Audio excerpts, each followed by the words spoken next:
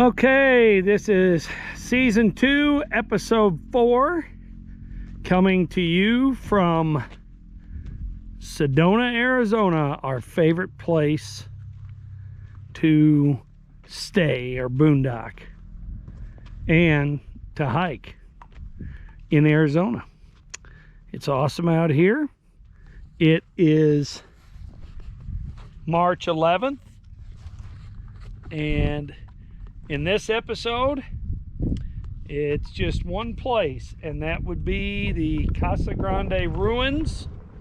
It is just south of Phoenix, Arizona, southeast of Phoenix, and a little east of Casa Grande, but and it's our boondocking spot.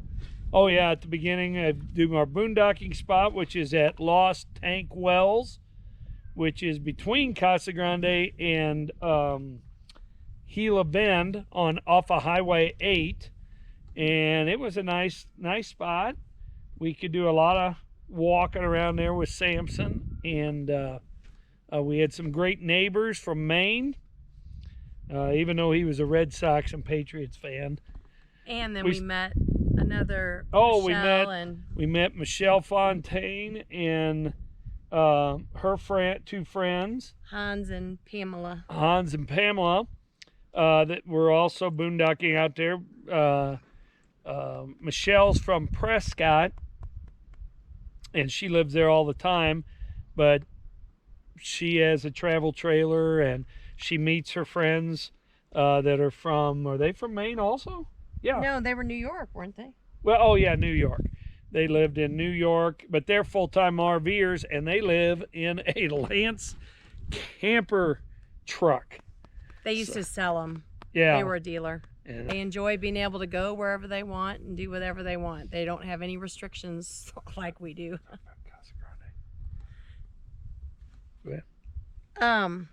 So at Casa Grande, it's kind of long. We read all the things, but I just find it so interesting.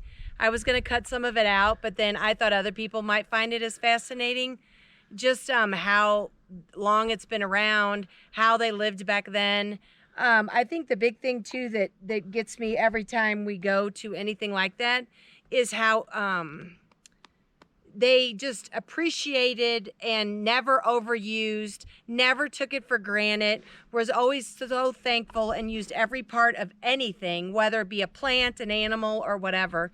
And just how the society is nowadays, it's just everything's just taken for granted and nothing's appreciated, and we waste, and it's just crazy. But it just amazes me how they lived back then and how that's still around today.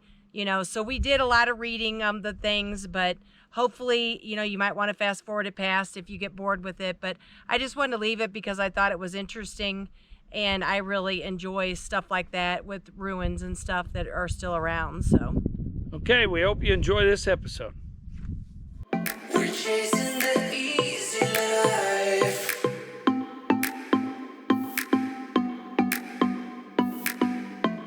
We're chasing the easy life.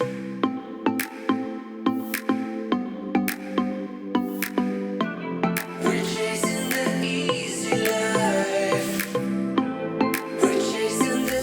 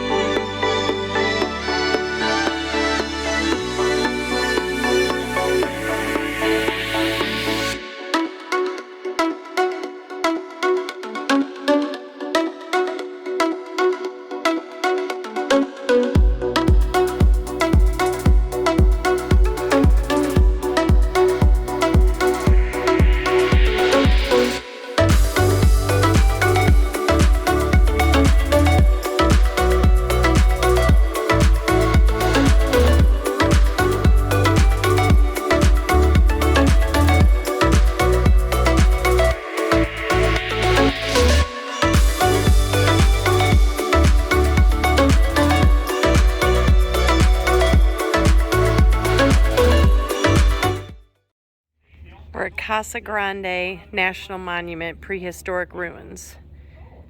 It's the U.S. Department of Interior. And it's a self-guided tour.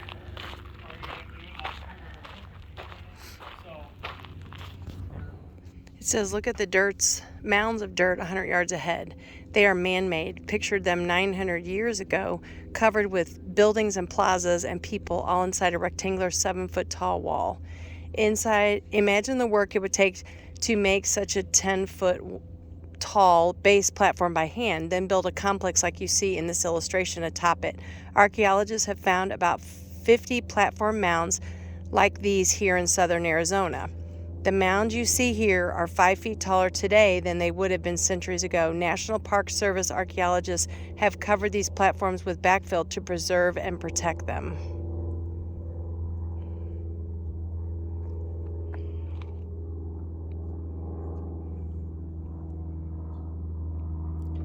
So all those mounds, I guess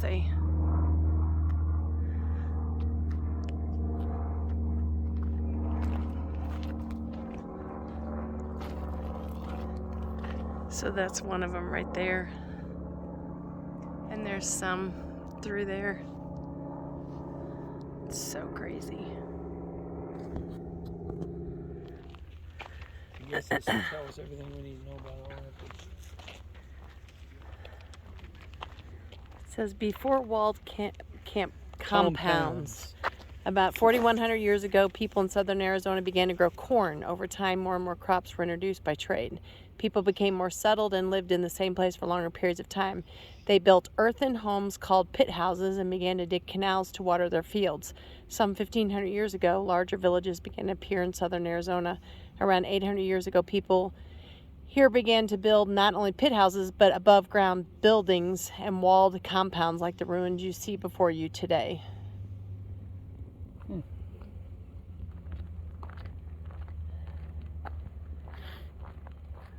It's crazy they even built a roof over it. All these walls were built by him too.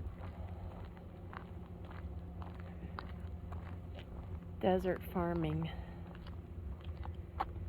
Farming in this part of Arizona started 4,100 years ago with corn. Little by little, over the centuries, travelers brought in beans, squash, gourds, pumpkins, tobacco, and cotton. People here gradually dug a vast network of canals to take water from rivers into their fields. Communities living along the miles of ditches worked together to maintain their irrigation system. The first Spaniards who visited the Casa Grande in the late 1600s noticed that people here grew cotton. Cotton thrives in hot climates, but is a very, very thirsty crop. Without irrigation, cotton won't grow in a desert. Today, the farm fields near Casa Grande ruins are still one of the largest cotton producing areas in the United States. Irrigation still makes desert farming possible. 220 miles of canals. Earliest canals built 3,500 years ago. So here's, what were these walls again? I guess they were all kind. It was probably part of this. It's probably all that's left. Wow, they have a roof over it.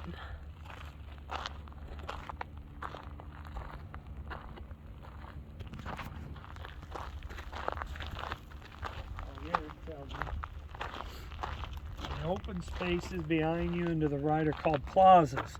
Here you might have watched food preparation, pottery making, spinning, weaving, basket making, and other chores. In winter, people worked out in the open plazas where the sun could warm them. In summer, they sought shade alongside buildings or worked under breezy ramadas. Open weave, wood, and brush overhead shelters. People use the rooms here in the compound for family sleeping quarters, storage, and ceremonies. You could pass into some rooms through doors in the walls. Others you can only enter from a rooftop hatch by climbing ladders. Inside these walls are 92,400 square feet, about the size of 2 football fields. Children as young as 6 years old helped make articles that the community needed, like ceramics, scoop used to serve food, while girls here learned to make pottery, spin, and weave. Boys worked on stone and wooden tools for farming and weapons for hunting, built about 700 years ago.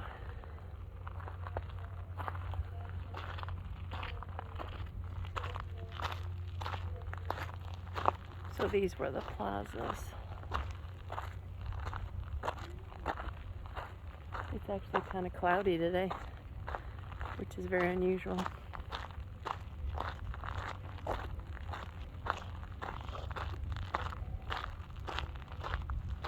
It says, picture the effort and skills needed to build something the size of the Casa Grande without modern power tools, wheels, beasts of burden, or support frames.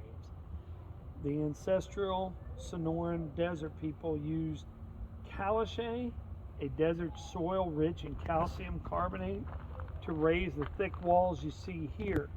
Caliche was dug and mixed with water in shallow pits to form a stiff concrete-like material. They shaped the mud by hand to form the walls up to the heights you see. Look closely at these walls. Can you see horizontal lines? Those lines show courses, the height a batch of caliche was piled in one work session before being left to dry. After a course dried out, the workers laid down a fresh batch of caliche mud on top. These builders' ingenuity and knowledge of local soils made it possible to construct a building that has lasted more than 7 centuries.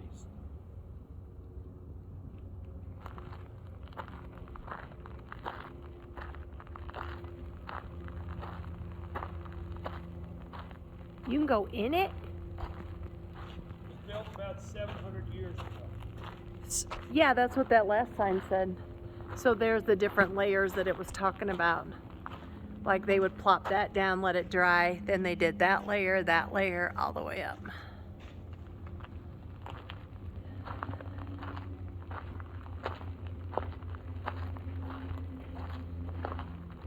Oh, I was about to say you can go in it. Or I guess they The birds have taken it over.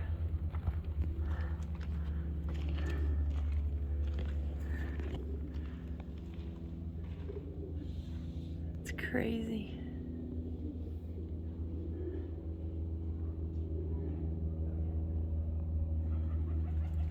They got all these bars holding it up over here. Keep from falling. See, somebody had carved their stuff in. Yeah. I guess Oh they yeah, it was probably gonna collapse. And then they put some concrete in here to, Fill in that, probably because people climbing on it and stuff. yeah. Okay. For centuries, people have harvested plants for food, for medicine, and to make useful items for everyday living. Despite temperatures that can climb to 120 degrees, there is a diversity of plant species to be found in the Sonoran Desert. Many plants here have adapted to receiving only 9 inches of rainfall a year. The rains peak twice, once in winter and again in late summer. Today, Native Americans follow traditions of collecting desert resources passed down for centuries. Women still gather desert willow shoots, cattail, devil's claw, yucca, and bear grass to make baskets. When we There's were prickly pear food. See, that's the beaver tail. Yeah. Like your mom.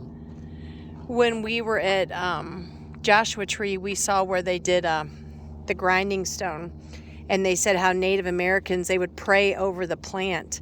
They think everything has a spirit, and so they would pray over the plant, thank it for what it was giving them, and they only took what they needed. It's absolutely amazing how respectful they were of the land. I guess they do it on their balloons. Look at that on the saguaro. Oh, I know. I saw some. And that's on the cholla. Yeah, and those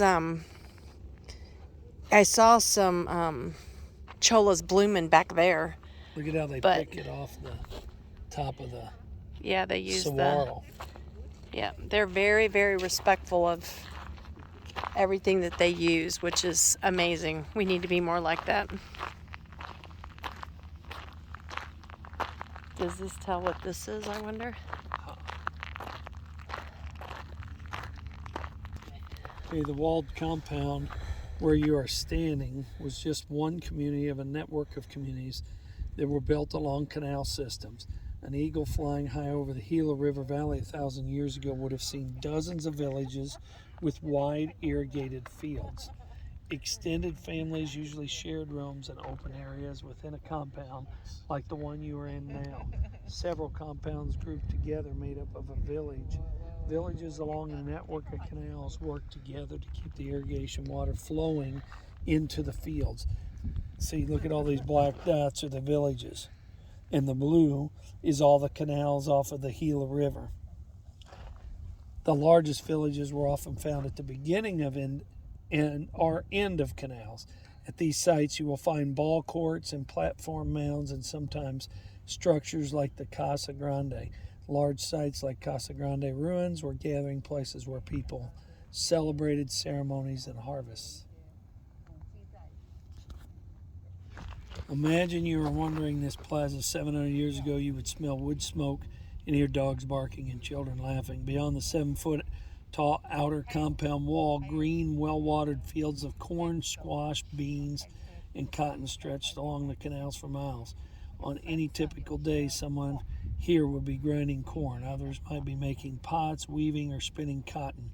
Artisans carve shell jewelry or fashion pendants out of rare stones such as turquoise and argillite. Other craftsmen made arrowheads, stone axes, and farm tools. Casa Grande's wealth and security rested on the food and cotton coming from lush fields. These farmers had to devote considerable time day after day to tending their fields and canals. Artifacts found at Casa Grande ruins reveal that the people who once lived here were highly skilled artisans. Huh. A long time ago, or else they had them.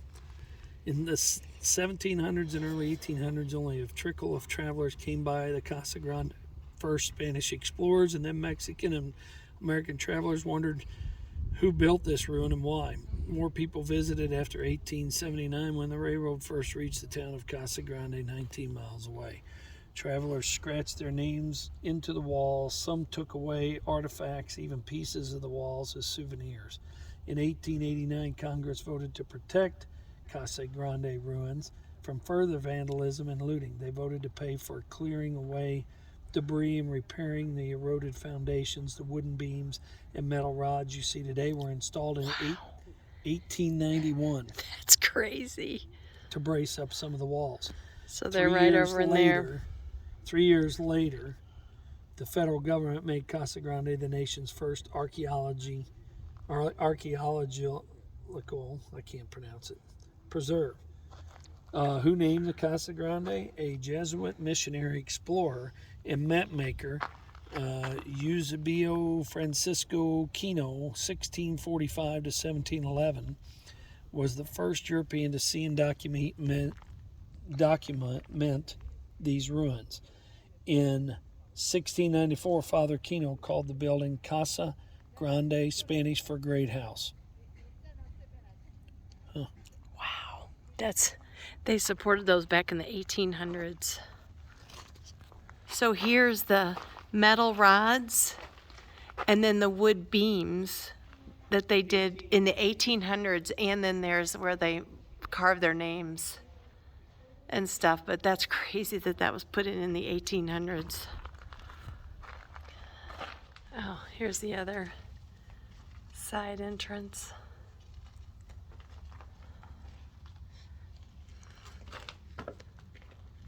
Oh wow, there's like spikes there.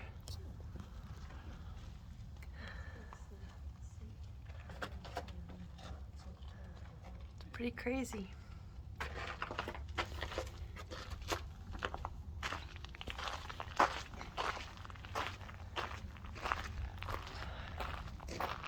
More of the different layers. And then there's a wall around the whole thing. Still a wall.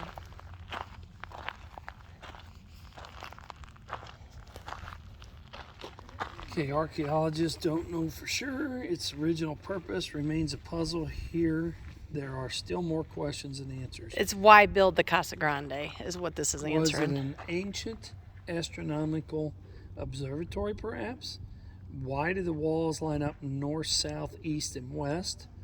Unknown, we can still observe the sun and moon line up with certain holes in the wall before you, year in and year out. Were sacred ceremonies held here? Did a leader who oversaw the all-important irrigation canals work inside these rooms? Did an influential family or clan call the Casa Grande their rooms? They're home. Oh. The answers remain unknown. The Casa Grande likely served many purposes, many functions. Why do you think the ancestral Sonoran desert people built this impressive multi-story building? So we are here. Here's the very lunar, so it'd be up here, right there. That hole. So that hole right there. This hole over there. And that hole over there. The summer solstice was over here on the left. Sunlight lines up through this small hole at sunset on the longest day of the year.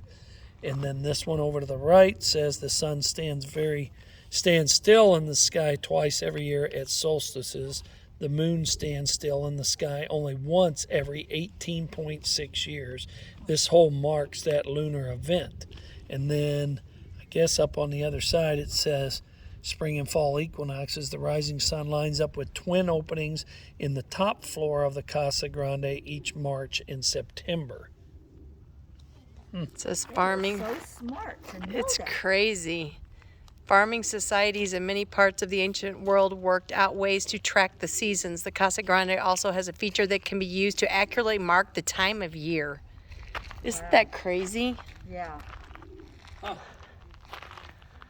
Are y'all from Pennsylvania? No. These ancestral Sonoran desert people. No one alive now knows what name the people who built the Casa Grande called themselves centuries ago. Archaeologists today use the term Hohokam to label the culture that flourished here from 1,500 years ago to 550 years ago.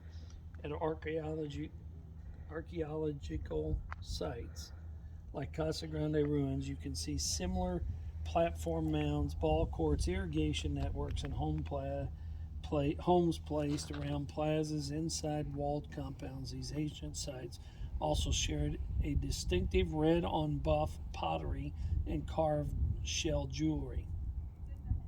6 tribes in today's Southwest still have histories that link themselves to the people who once lived here. For these tribes, Casa Grande ruins is a sacred place. I wonder which 6 tribes. Pueblos, Apaches, were normally down in this area. Wow, look at this one. This cactus is cool. I wonder what kind those are called. I've never seen them that hairy at the top. I've seen these when we've been out, but I've never seen them that spiny. I guess they're not hairy at the top. Oh, it says Sanita Old Man is what that says.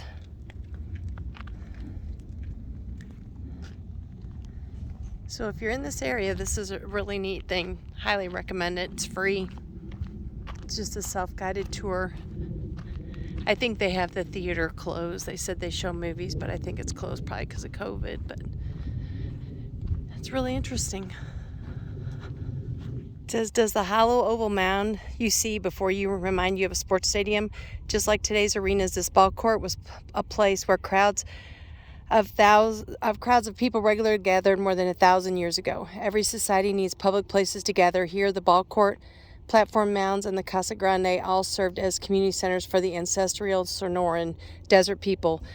But at different times, archaeologists see clues that once the platform mounds to your right were built, people suddenly abandoned this ball court. Then when the Casa Grande was built around 100 to 150 years after the platform mounds, it became the center of the community. Players used stone balls larger than today's professional baseballs. Archaeologists have identified about 200 ball courts like this in Arizona.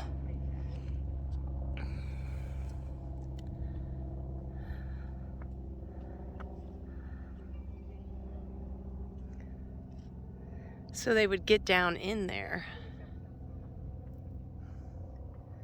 So they would get down in the mound and play with the balls.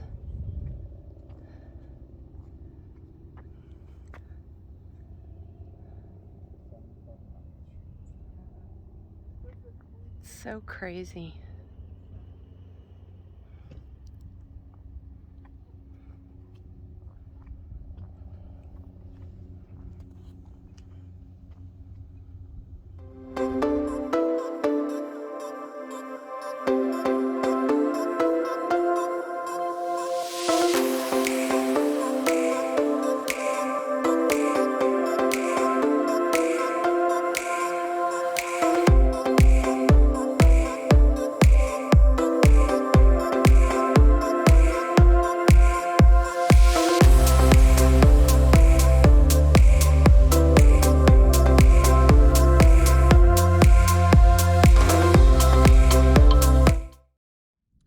All right, we hope you enjoyed this episode of RV Dream Makers. Please like, share, subscribe. Send us any comments you have. We appreciate comments. And remember, God loves you, but only Jesus can save you. See ya.